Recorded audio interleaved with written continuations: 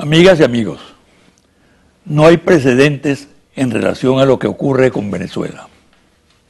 La nación más avanzada en la región en materia democrática, con el mayor índice de participación social, que exhibe logros incuestionables en la lucha contra la pobreza, el hambre, la protección a la infancia, que cuenta con la constitución más avanzada del mundo, que erradicó las prácticas abyectas de la represión política y social, está sometida actualmente a la más brutal campaña para presentarla como una dictadura. En el país hay decenas de partidos y sindicatos que actúan libremente y se emite todo tipo de opiniones en contra de los gobernantes. Se vota libremente al menos 2 veces al año y todos los días hay manifestaciones públicas de carácter reivindicativo. Algo insólito que solo se explica por la conjura de poderes políticos y económicos, internos y externos, que quieren acabar con la experiencia social, económica, política e institucional que existe en Venezuela. Lo que hoy pasa con Venezuela tiene turbios antecedentes. La República Española, por ejemplo, lo vivió dramáticamente en 1936, cuando la derecha española y mundial, la misma que hoy cuestiona a la democracia bolivariana, montó la conspiración con los mismos argumentos que hoy se emplean contra Venezuela, hasta lograr el alzamiento militar que encabezó Franco, provocando una sangrienta guerra civil que culminó con la victoria del caudillo y la instauración de una feroz dictadura de casi 4 décadas. Lo mismo ocurrió con la experiencia del gobierno socialista de Salvador Allende. La derecha montó el cerco que provocó el desabastecimiento y la violencia en la calle, hasta que se produjo el golpe militar del 11 de septiembre de 1973, que llevó al poder a Augusto Pinochet durante 18 años.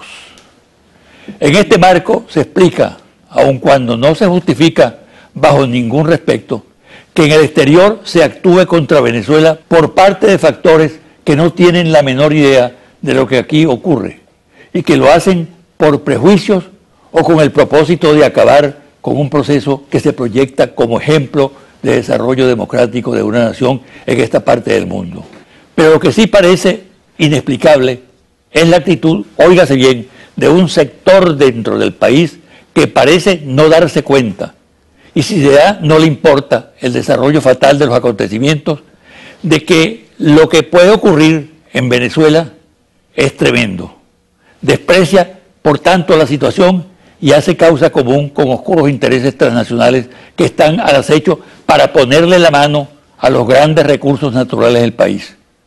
¿No toman conciencia esos compatriotas de la gravedad de lo que sucede y de su responsabilidad? ¿Acaso el odio los lleva a colocarse al servicio de la traición y de la antipatria? Una pausa y al regreso converso con el gobernador del estado de Aragua, Tarek El Aizami.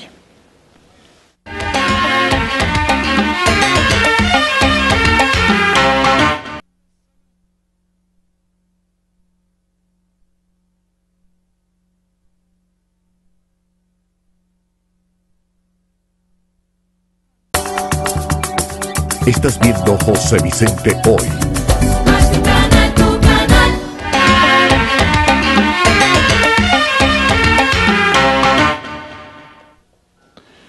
El estado de Aragua geopolíticamente tiene una gran importancia en el país. De manera permanente, los medios de comunicaciones de una u otra forma se refieren a ese importante estado. Allí vienen ocurriendo hechos inquietantes, preocupantes, últimamente. Su gobernador, Tarek El Aizami, es un importante dirigente político, dirigente del PSUV, dirigente socialista y gobernador del estado de Aragua. Es el invitado de hoy. Bienvenido, Tarek. Muchas gracias, José Vicente. Me honra compartir este espacio y agradecerte por esta generosa invitación. Siempre a la orden. Mira, yo tengo la impresión de que el estado de Aragua se ha convertido en una especie de epicentro de lo que pudiéramos llamar la neoguarisma, ¿no? Y que en este sentido es muy importante lo que podamos aclarar en esta entrevista. Es así. Primero, saludar a todos los usuarios y usuarias de Televen y sobre todo de tu prestigioso programa José Vicente Hoy.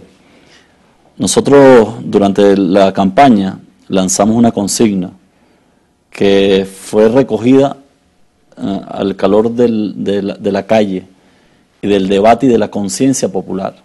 Aragua es a la revolución lo que Carabobo fue a la independencia.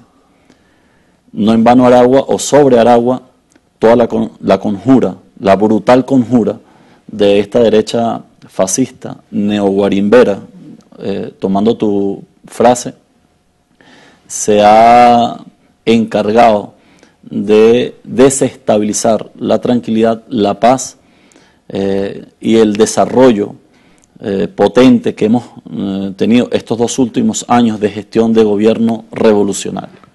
¿Por qué no me ilustra con algunos ejemplos lo que está diciendo? Sí, fíjate, el año 2014 se lanzó una campaña criminal donde intentaron decir que en el Hospital Central de Maracay había una suerte de un ébola. Eso provocó una zozobra colectiva y generó unas alarmas de pánico. Luego de que demostramos sobre la base de informes científicos, médicos, y la respuesta, la digna respuesta que dieron los propios médicos, médicas, enfermeros y enfermeras del Hospital Central de Maracay, desmintieron aquello. Luego, las constantes guarimbas. Ahí hay un alcalde, el Estado de Aragua tiene 18 municipios, solo 2 están en manos de la oposición. Uno de ellos es del partido Voluntad Popular. Sabemos cuál es la actitud fascista de los dirigentes de este partido. Ahí se ha encargado en su municipio, un municipio además ingobernado, o mejor dicho, gobernado por la desidia, la falta de políticas ambientales, la basura es un tema grave, las comunidades lo han denunciado, tenemos algunas imágenes que queremos compartir sobre la incapacidad de este alcalde que se ha dedicado solamente a generar guarimbas, generar hechos de violencia. Él está señalado por sectores comerciales, dirigió saqueos a un conocido supermercado local del municipio de María Briceño y Lagorde, así como algunas cadenas. Luego está el tema del sabotaje eléctrico, que ha sido también una de las alertas que hemos nosotros venido denunciando. Tú sabes que la conjura se ha centrado en 3 frentes para acentuar el golpe continuado, que es el tema económico, o el golpe económico, la guerra económica, el tema de la paz, la seguridad pública y el sabotaje eléctrico. Si faltase algo por comprobar de que en la Victoria ocurrió un hecho criminal terrorista donde provocaron el incendio y la explosión de uno de los 3 transformadores que conforman la subestación de Soco, esta misma semana, en el propio diario El Nacional, de fecha 11 de este mes de junio, el mismo periódico recoge algunas posiciones, algunos sectores de sectores eléctricos, donde tratan de tapar lo que a la luz pública hay una es especie innegable. de mentira lo que tú señalas. Es que no fue un acto de sabotaje, sino que obedeció a la obsolescencia de los equipos, ¿no? Claro, nosotros hemos demostrado, y las experticias así lo indican, en ningún momento hubo durante ese incidente alguna alerta en los tableros de control. Ahí están los operadores y los trabajadores de Corpoelec, así lo han ratificado, sino fue simple y llanamente un incendio provocado, una explosión abrupta que no tiene explicación, solo la provocación o la mano ajena criminal que condujo a ese hecho terrorista. Lo que hace el Nacional es parte del juego de la conjura mediática, tratar de tapar y ser cómplices ante estas denuncias que hemos venido con pruebas señalando. Lo que antes era un periódico que resguardaba los intereses de la patria, hoy es un vil instrumento de esta feroz embestida de la derecha neofascista en Venezuela y sobre todo en el estado de Aragua. Te pregunto algo, Tarek. Esa es la voz del gobernador, ¿no? del gobernador del estado, la voz oficial. ¿Cuál es la actitud de la sociedad en Aragua, de los vecinos, por ejemplo? Hay una conciencia. A ver, nosotros lo hemos dicho claramente, el estado de Aragua, durante muchas semanas en el estado de Aragua ha habido interrupciones del servicio eléctrico sin ningún tipo de explicación. Y a menos de que nosotros tenemos estrecha comunicación con todos los trabajadores de Corpolec, la directiva de Corpolec y el propio compañero ministro Jesse Chacón, y si, se simplifica todo a fallas técnicas, etcétera.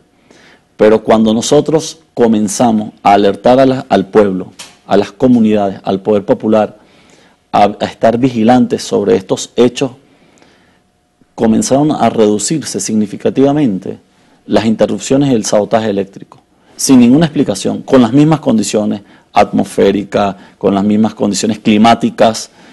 Es decir, que ciertamente hay actividades subversivas alrededor de las subestaciones eléctricas, y cuando hay condiciones o situaciones que favorecen un sabotaje o la interrupción, lo provocan.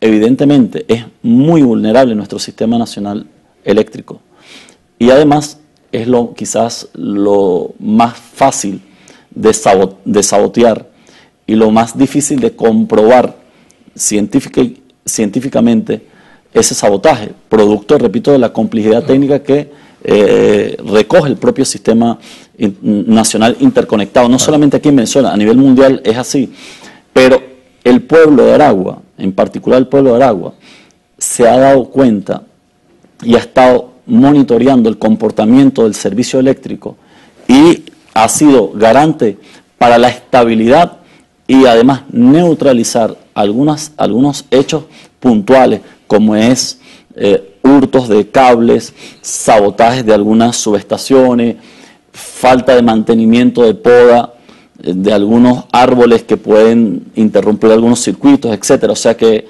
la acción preventiva de la comunidad ha estado, te puedo decir, de manera coordinada, bastante coordinada con las instancias del gobierno, y ha favorecido para generar algún tipo de tranquilidad. Fíjate que hace poco, en Semana Santa, ocurrió un hecho en un urbanismo que se llama Base Aragua, un urbanismo de clase media.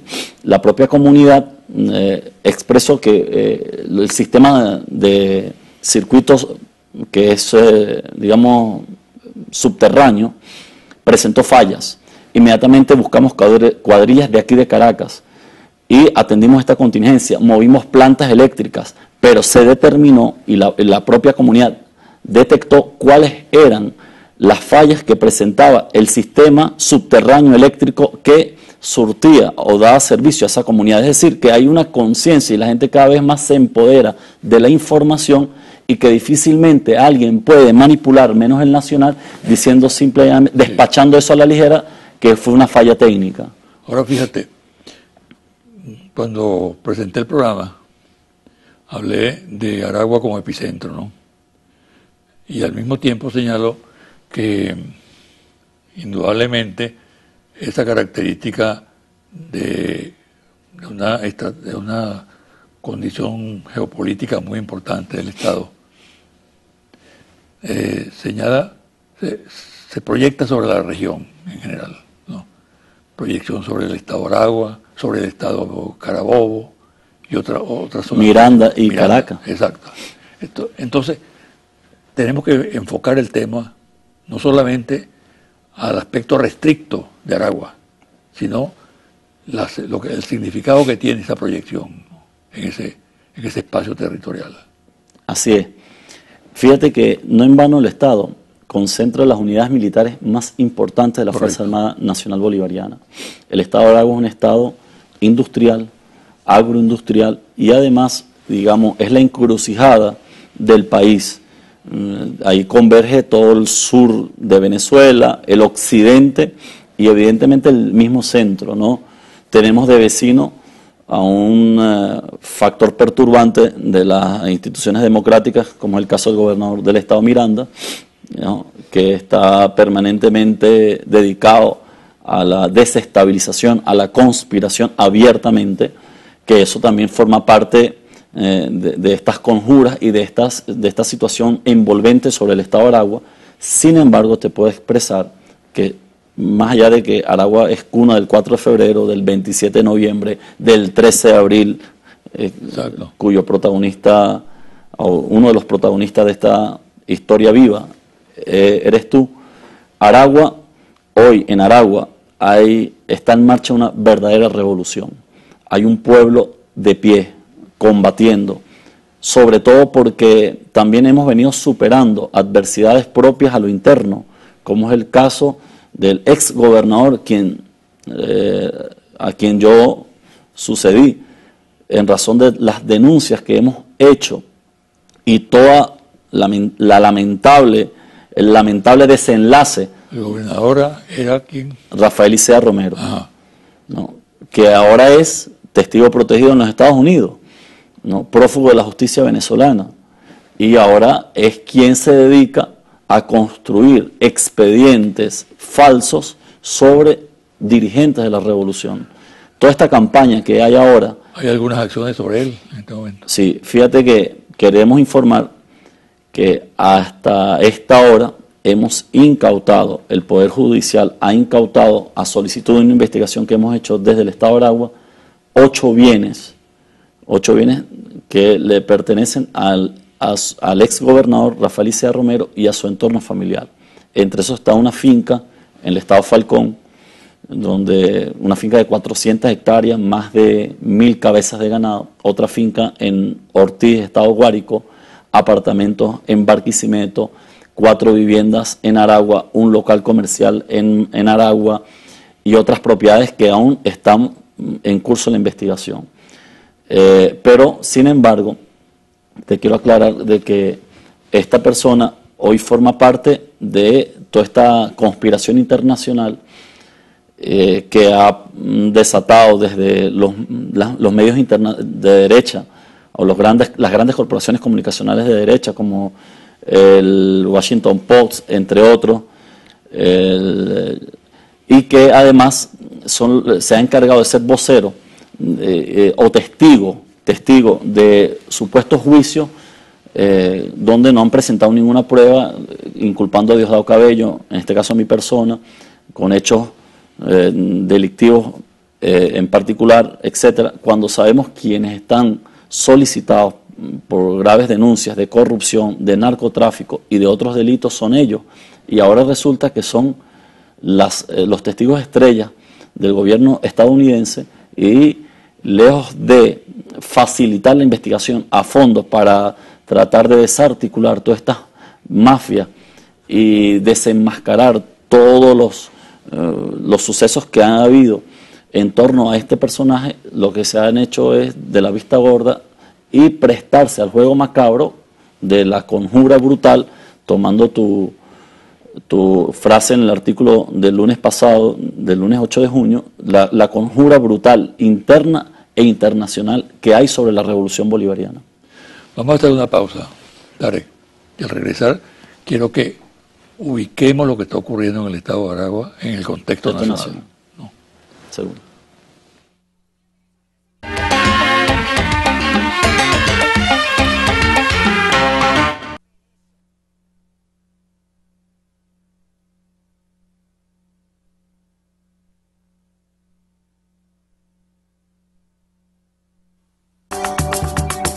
Estás viendo José Vicente Hoy. Más tu canal, tu canal.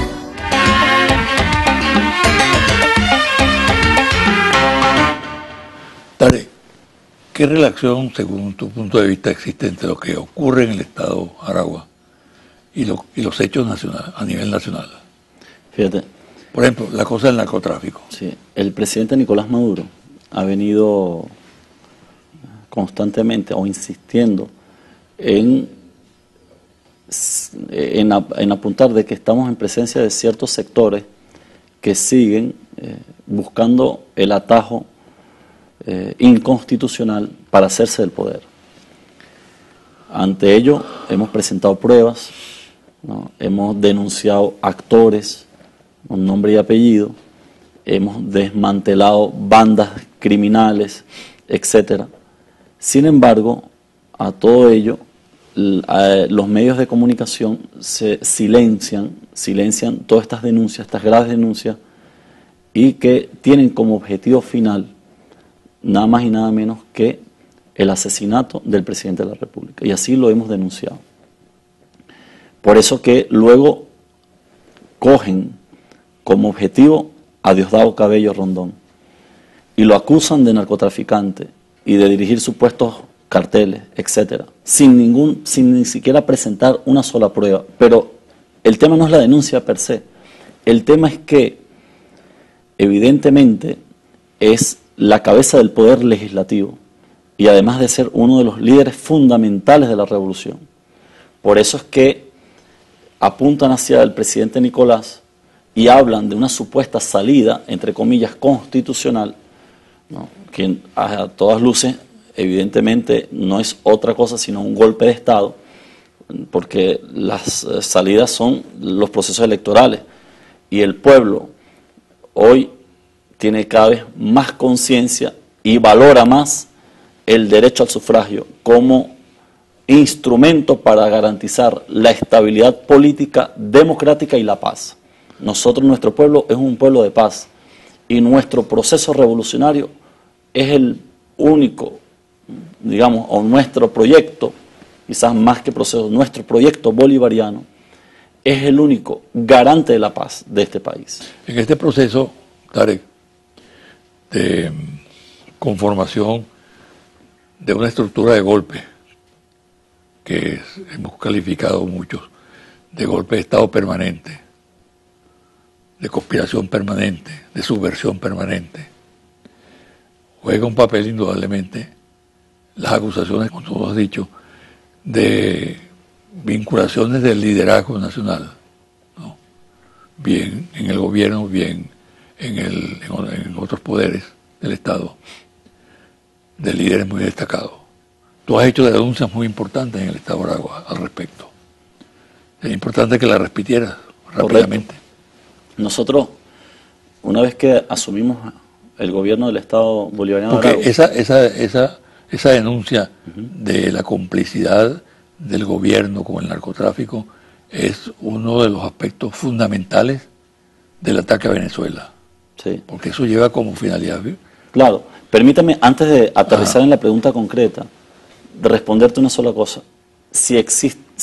No existe en el mundo un país como Venezuela con una política antidrogas más eficiente que la que hemos tenido en tiempos de revolución. Tú la manejaste siendo ministro del Interior. Siendo ministro del Interior. Durante la gestión que yo dirigí, capturamos más de 100 narcotraficantes solicitados, entre ellos más de 20 fueron deportados a Estados Unidos, solicitados por Estados Unidos. Más de 600 toneladas de distintas drogas. La operación Boquete, destruimos pistas. 5 años consecutivos el país fue declarado por Naciones Unidas como territorio libre de cultivos ilícitos. Tenemos pruebas irrefutables, no pruebas porque las dice un funcionario del gobierno bolivariano, sino pruebas porque las instancias que les corresponde calificar las políticas públicas de otro país, como es el caso de Naciones Unidas, ha valorado positivamente la acción del gobierno en la lucha contra el narcotráfico. Ahora, hay un doble rasero sobre el tema. Estados Unidos es uno de los países con más problemas en la lucha contra el narcotráfico. No quiero entrar en esa diatriba, sin embargo te quiero decir es que nosotros hemos demostrado vínculos de exfuncionarios o personas vinculadas a la función pública, como es el caso del gobernador Rafael Icea Romero, con grupos asociados al tráfico ilícito de droga. Hay un banquero que está siendo investigado, cuyo banco facilitó el trámite en dólares a otro país de un narcotraficante hoy detenido por la justicia venezolana y sometido a procesos judiciales por la justicia venezolana. Además, este banquero era el enlace con Rafael Icea Romero, ¿no? Todas esas pruebas las hemos consignado ante el Ministerio Público. El Poder Judicial está actuando. No ahora, desde el momento que yo asumí, porque también hay voces irresponsables, lejos de sumarse a la investigación o solicitar que se profundicen las investigaciones, se aceleren las investigaciones, tratan de descalificar estas graves denuncias, ¿no? Porque saben que de alguna manera hay sectores de la oposición vinculados con estas mafias. ¿Qué nos corresponde a nosotros? Seguir en la determinación de hacer justicia y facilitar a los organismos competentes las investigaciones, como es el caso del allanamiento de propiedades, la facilitación de información que tenga algún interés de carácter criminalístico, de tal manera de que lleguemos al fondo, a la raíz. Lo hemos dicho, tanto Diosdado como en persona, yo lo vuelvo a repetir, 1 y 1 millón de veces. El día que alguien se pare, bien sea aquí o en cualquier parte del mundo, y presente una sola prueba, cualquier prueba, no importa su naturaleza, que involucre a un funcionario, en este caso a mi persona, permítanme hablar en primera persona, yo pongo mi cargo a la orden como gobernador y me someto a la justicia. Son acusaciones infundadas. Detrás de ellos se esconde simple y llanamente la intención velada del imperio norteamericano de tratar de colocar a Venezuela y a nuestro proceso revolucionario como un estado forajido. Bueno, no tan velada, ¿no? Sí. No tan velada tampoco, ¿no? Pero fíjate tú. Pero tampoco ha sido descarada. Digo velada porque todas las acusaciones se disparan desde los Estados Unidos, desde sus medios de comunicación, desde voceros del gobierno norteamericano. Es decir, o sea, sí, es una cosa ya abiertamente manifiesta. Ahora fíjate, a medida que se aproxima la fecha de las elecciones parlamentarias, arrecia esa ofensiva. ¿Cuál es la percepción tuya como dirigente político, como hombre que tiene experiencia, sí, porque fue ministro del Interior y ahora como gobernador? Nosotros estamos construyendo la victoria. Te puedo decir hoy, domingo, que cuando el CNE coloque la fecha definitiva del proceso electoral, las fuerzas revolucionarias, las fuerzas chavistas van a obtener una gran victoria en este proceso electoral número 20, ¿no? Y digo número 20 porque si en algo no tenemos déficit aquí en Venezuela es en elecciones, de las cuales, de las 19 ya desarrolladas, 18 hemos obtenido o hemos ganado las fuerzas chavistas. Esta número 20 la vamos a volver a ganar. Estamos trabajando en un plan de ofensiva y superando las adversidades, superando las situaciones difíciles que hay. Nosotros no estamos desconectados de las dificultades que hoy tiene nuestro pueblo. En contrario, estamos al frente de esas causas, al frente de esas adversidades, dando la cara y además buscando soluciones concretas para el desarrollo de un modelo. Evidentemente, hoy se acentúa, además del modelo revolucionario, que es el modelo socialista, bolivariano, humano, de justicia, de igualdad, y el capitalismo que se niega a desaparecer como un modelo de explotación, como un modelo de exclusión. Ahí está la confrontación de los modelos. Okay, pero también detrás de ello, José Vicente, por un lado estamos los patriotas, los demócratas convencidos en que la única vía para dirimir nuestras diferencias es la vía electoral y democrática. Quienes defienden el modelo capitalista apelan a las vías violentas, subversivas, conspirativas para hacerse del poder e imponer de nuevo su hegemonía económica, su hegemonía comunicacional y tratar de dominar por vía de la fuerza a nuestro pueblo, que ya está resuelto a ser libre para siempre. O sea, que también lo que te quiero decir es que no solamente es la contraposición, no es una sola, a ver, no es un solo hecho circunstancial el proceso electoral en sí, sino detrás de esas elecciones, un poco tomando el título de tu artículo, una campaña y dos posturas, o diríamos una elección y dos modelos, una elección y dos posiciones, una antidemocrática, contrarrevolucionaria, que no cree en el Estado del sufragio, no cree en las instituciones del país, y otra patriótica, aferrada a la paz, garantista de los derechos del pueblo, los derechos sociales conquistados, como es el caso de la alimentación, de la vivienda, de la salud, de la educación. Y ahí estamos, pues, en este largo proceso de confrontación de modelos, de batalla de ideas, y nosotros estamos obligados por la historia, junto a nuestro pueblo, a vencer. Por eso yo te digo, Ahora, el espíritu de la victoria está, digamos, cada vez más cerca y cada vez más nos llena de optimismo. Por eso te digo, y cada vez genera desesperación en ellos. Exacto, a partir de eso que acabas de decir, desesperación en ello, ¿no? Una precisión. ¿Qué crees tú que puede hacer un sector de la oposición desesperado ante la posibilidad de la derrota, que para muchos es evidente, ¿no? Incluso en el exterior, ¿no? Sí. Incluso en el exterior. ¿Qué hará esa gente? Una vez más en la aventura. Sí, ahí lamentablemente tenemos sectores. Tratarán de evitar que haya las elecciones de la vida nacional que no hacen política, eso no es política, eso es otra cosa, y que de nuevo tratarán de, por la vía de la violencia, desconocer la vocación mayoritaria de un pueblo a la paz, a la democracia, porque tampoco, fíjate tú, responsablemente te puedo decir que hay sectores de la oposición. Sí, correcto. Creo que aún guardan la esperanza, digamos, porque también ahí hay conflictos de intereses internos terribles, porque este sector antidemocrático, fascista, tiene el poder económico y se impone por la vía de la fuerza, por la vía de la Embajada de los Estados Unidos a este otro sector que quiere construir una vía democrática alternativa al proyecto, que es válido. Sí, pero fíjate tú, hay dos momentos de aquí a la fecha que fije el Consejo Nacional Electoral, ¿no?, para las elecciones. Dos momentos. Uno, el proceso. En sí. Habrá sectores interesados en caotizar el proceso, ¿no?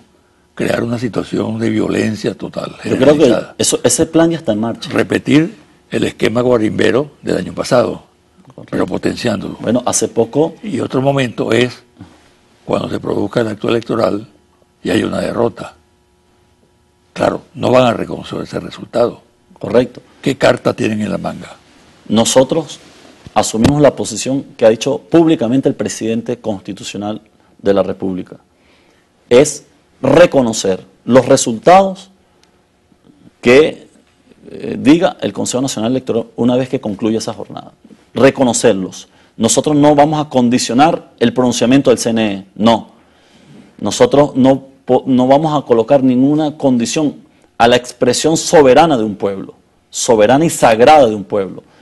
Ahora, alertamos que hay sectores de la derecha que desde ya anuncian abiertamente que van a desconocer los resultados.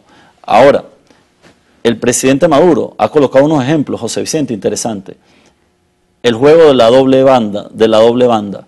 Por un lado hay sectores de ellos que acuden a esas vías para legitimar los hechos de violencia, o un poco desplegar los hechos de violencia, mientras que otros se lavan la cara diciendo que son demócratas, que ellos apelan a los procesos electorales, a las instituciones democráticas, etcétera, pero que en el fondo, o mejor dicho, en el fondo quizás a veces se reencuentran porque no se niegan. Hace poco se escuchó un audio, que develaron un audio, donde el mismo Leopoldo López, hoy privado de libertad por estos hechos de violencia y estas 43 víctimas fatales que provocó el llamado desesperado que él hizo durante el año 2013, ¿verdad? Ellos hoy, repito, apuntan al mismo plan de las guarimbas y quedó reflejado en este audio. La derecha no ha negado, simplemente trata de de no generar ningún tipo de fricción o división interna cuando sabemos que hay posiciones encontradas. De nuestro lado, ¿qué nos corresponde hacer? Seguir construyendo la unidad. La unidad. Hay un espíritu de unidad en las fuerzas revolucionarias, con el gran polo patriótico. Seguir construyendo la victoria y superar las adversidades. Y que el pueblo tenga plena confianza en nuestro gobierno. El presidente Nicolás está tomando las medidas necesarias para superar esta situación difícil provocada por la caída del precio del barril de petróleo, provocada por los factores de desestabilización y perturbación de la economía, que habrá que conversarlo luego en otro programa, ¿no? Y claramente también, claro, digamos, actuando con beligerancia en este tema, etcétera, superando todas las dificultades que haya que superar, pero que el pueblo chavista y sobre todo el pueblo de Venezuela, más allá inclusive de su posición ideológica, le queremos decir, los únicos capaces de garantizar la paz de este pueblo, los únicos capaces de generar la tranquilidad y de seguir construyendo una verdadera democracia y seguir garantizando los derechos sociales de nuestro pueblo, a la salud, a la educación, a la vivienda, a la alimentación, es el gobierno revolucionario del presidente Nicolás Maduro. Si se atreviesen a ir por una vía que traten o intenten de derrocar este proyecto revolucionario, evidentemente el pueblo se expresará en las calles y pasará un 13 de abril. No lo queremos y lo vamos a evitar en lo posible, pero estamos obligados a crear conciencia respecto a la conducta de algunos grupos que siguen acariciando el golpe de Estado como una salida, ¿verdad?, a la confrontación política y natural de dos modelos que están ahí, pues, no solamente aquí en Venezuela, sino en el contexto internacional. Bueno, muchas gracias. Gracias, José Vicente. Mucha suerte. Seguro. Una pausa y a regresar los confidenciales.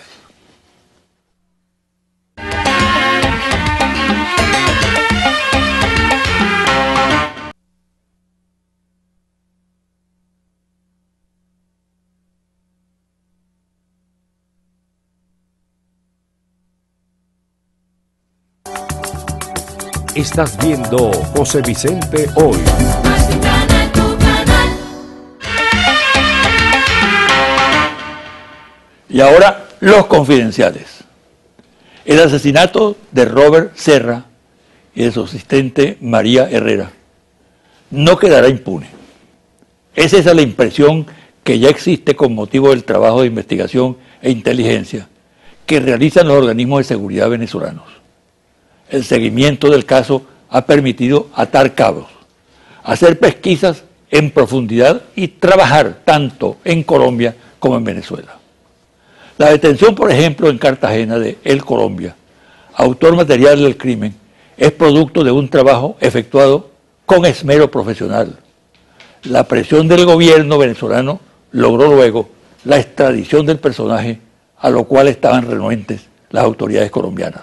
Allí lo vemos entonces a alias El Colombia bajando por las escalinatas de la aeronave acompañado de funcionarios del SEBIN. Y facilitó que el curso de la investigación superara obstáculos y permitiera el acceso a la trama que planificó la muerte del diputado socialista Robert Serra y María Herrera y el modus operandi de sus autores. Pero el gobierno venezolano no se conformó con los primeros logros de la investigación, sino que se dispuso a develar la autoría intelectual y a los factores que participaron en la planificación del delito. Ese trabajo arduo y complejo se cumplió por etapas. En las primeras se logró acceder a la estructura conformada por una combinación de factores colombianos y venezolanos, estructura de la que participaron elementos del paramilitarismo con conexiones políticas con el entorno del expresidente Álvaro Uribe Vélez. Esto permitió detectar la participación de un personaje vinculado al uribismo, ex concejal de Cúcuta, prófugo de la justicia colombiana por el asesinato de su esposa, y quien se movilizaba en territorio venezolano.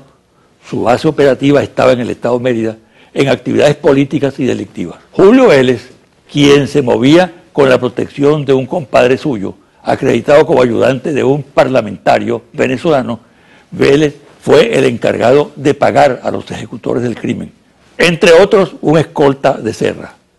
No $200.000, como se ha dicho, sino $500.000. La detención de Vélez es determinante en la investigación del caso. Prácticamente es el hilo que conduce al ovillo. Y de ahí la preocupación y nerviosismo imperantes en un sector opositor en Venezuela y en los integrantes del uribismo del vecino país. En la línea de actuación del liderazgo colombiano, siempre la casa de oportunidades para descalificar a Venezuela, está la declaración del expresidente Andrés Pastrana, quien estuvo en el país recientemente y recibió un trato respetuoso, pese a su provocadora injerencia en los asuntos internos del país. Dijo Pastrana, comillas, Maduro no sabe lo que es democracia, cierra comillas. ¿Reúne Pastrana, pregunto yo, condiciones para dar lecciones de democracia? Claro que el mandatario venezolano no sabe lo que es la democracia al modo de Pastrana, quien consumó, cuando fue presidente de Colombia, masacres y entregó el gobierno a poderosos grupos económicos. En cambio, Maduro sí sabe lo que es la democracia participativa, social, respetuosa de los derechos humanos. El general John Kelly, jefe del Comando Sur, acusó a Venezuela de no colaborar con la lucha contra el narcotráfico, lo cual es incierto, ya que Venezuela es el país que en la región ha alcanzado logros inobjetables y puede mostrar en esa actividad aciertos incuestionables. Pero más importante que lo dicho por Kelly sobre Venezuela, en función de la campaña de infamias contra el país, es lo que manifestó en la misma entrevista que deja mal parado a su gobierno, pero que los grandes medios de comunicación omitieron o escasamente registraron. Dijo Kelly que los Estados Unidos es un consumidor voraz de droga, que el consumo tiene una demanda insaciable, y agregó que el problema son las sociedades. Olvidó el jefe del Comando Sur explicar cómo, con el sofisticado sistema de seguridad que posee Estados Unidos, ingresa a su territorio la droga con absoluta normalidad e impunidad, destinada a saciar las exigencias crecientes de su mercado. Confidencial al cierre. Informe de la Sala Situacional de Interlaces. ¿Hacia dónde se mueve la sociedad venezolana? Es la pregunta. Número 1. En un contexto en el que la mayoría de los venezolanos señala a los problemas económicos como su principal preocupación, el chavismo y la oposición se reencuentran alrededor de sus demandas comunes. No se trata de una despolarización política y social, pues se mantiene la confrontación entre dos visiones de sociedad y dos modelos: la opción por los pobres y las mayorías frente a la opción por las oligarquías y las minorías privilegiadas. Se trata de un proceso hegemónico donde los sectores desradicalizados de la oposición se acercan a un espacio de tolerancia e identificación con los postulados principales del legado de Chávez. Número 2. Como consecuencia de la crisis económica, cada sector político se mueve hacia una síntesis, donde ahora pueden compartir la visión de un modelo de economía mixta, con diversas formas de propiedad y de gestión, redistribución justa de la riqueza, promoción de la iniciativa privada productiva, estímulo a las inversiones, presencia de un Estado vigoroso, guía del desarrollo económico, reimpulso de los programas sociales, eficiencia, solidaridad social y justicia. La característica clave de este proceso es que hasta los opositores aceptan que la empresa privada por sí sola no puede, y los chavistas están asumiendo que el Estado por sí solo tampoco puede, aceptando el modelo social y económico de la Constitución bolivariana e incluso el desarrollo del legado de Chávez, cuya gestión pasada recibe hoy la aprobación del 74% de los venezolanos. Por ahora, ni el liderazgo chavista y mucho menos el de la oposición le están hablando a estos sectores moderados tampoco a los ninis, quienes en conjunto deciden quién se convierte en mayoría electoral. Número 3. Los sectores moderados no encuentran ni el discurso ni los referentes que los convoque y movilice. Tampoco hayan quien interprete sus nuevas demandas. No buscan un culpable, quieren respuestas y soluciones, quieren sentirse parte de algo, lo cual explica su demanda de un reencuentro nacional y la superación de una división entre venezolanos por un nuevo consenso social. Son el nuevo estado de ánimo de los ciudadanos. Hacen síntesis de las posiciones de otros sectores sociales. Quieren definiciones, decisiones sobre el rumbo del país y el modelo económico, ya que el modelo de inclusión social y política es respaldado por la mayoría. Votarán a favor del bienestar y de las certezas de un mejor porvenir material, o por el contrario, votarán a partir de su descontento por la situación económica. En general, decidirán de acuerdo a su evaluación de la visión y desempeño económicos del gobierno bolivariano. Es por ello que pueden ser conquistados con mayor ventaja por el chavismo gobernante, en tanto demuestre resultados que generen esperanza con respecto al futuro económico. La sociedad venezolana sigue polarizada y la revolución debe mantenerse repolarizando el país, pero generando consensos alrededor del tema que más une hoy a los venezolanos, la economía. Número 4. El chavismo debe diseñar con urgencia el nuevo discurso post-hegemónico para liderar las emergentes corrientes simbólicas y culturales, así como las nuevas aspiraciones colectivas que se están expresando en la sociedad, principalmente en los sectores populares. Hasta aquí el programa de hoy. Me despido hasta el próximo domingo a las 9 de la mañana por su canal Televen.